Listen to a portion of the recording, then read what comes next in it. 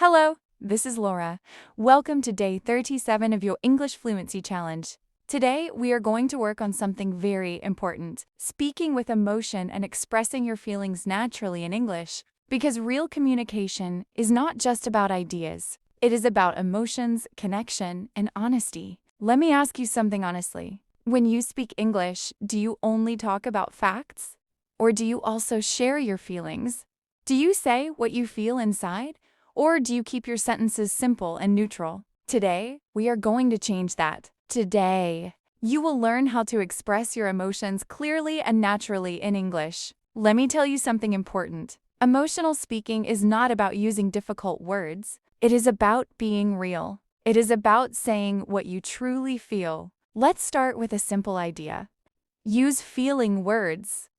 For example, instead of saying, I am okay, say I feel happy, or I feel a bit tired, or I feel excited. This makes your English more human.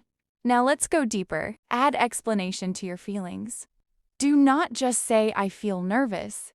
Say I feel nervous because I want to do well and I care about the result.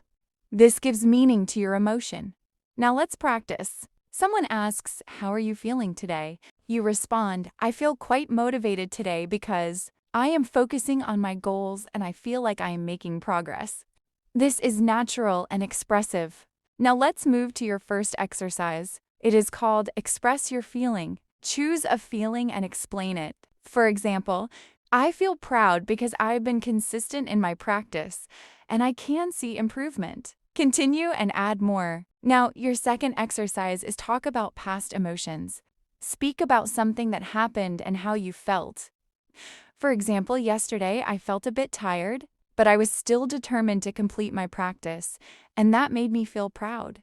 This builds emotional storytelling. Now let's go deeper. Your third exercise is respond with emotion. When someone shares something, respond emotionally. For example, someone says, I feel stressed. You respond, I understand that feeling, and it can be difficult sometimes, but I think taking small steps can really help. This creates connection. Now let's practice real conversation. Someone says I am not confident in my English. You respond, I understand how you feel, and I have felt the same before. But I realize that practice and patience really help build confidence over time. This is supportive and natural. Now let's move to something powerful. Your fourth exercise is show empathy. Try to understand and share the feeling of the other person. For example, that must be challenging, or I can imagine how that feels.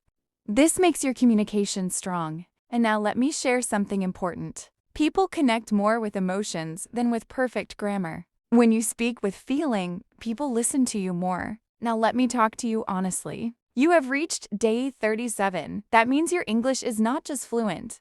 It is becoming real. You are not just speaking. You're expressing your thoughts and your emotions. This is true communication. Now let's do one powerful exercise together. Speak for 1 minute about a moment when you felt proud. Start. There was a moment when I felt really proud because. Continue. Add feelings, details, and reflection. Keep going. Now let me give you one powerful tip. Be honest when you speak. Do not try to sound perfect. Real emotion is more powerful than perfect sentences. Now let's do one final practice. Imagine someone asks, how do you feel about your progress? You respond, I feel really happy with my progress because I can't see improvement. And at the same time, I feel motivated to keep going and improve even more. This is emotional and natural. Now, before we finish, I want you to take action. Write in the comments, day 37 complete. And this time, write one emotional sentence about your journey. Keep it simple, but make it real. This is Laura, and remember, real fluency is not just speaking. It is feeling, connecting, and expressing yourself honestly. I will see you in day 38. Keep going.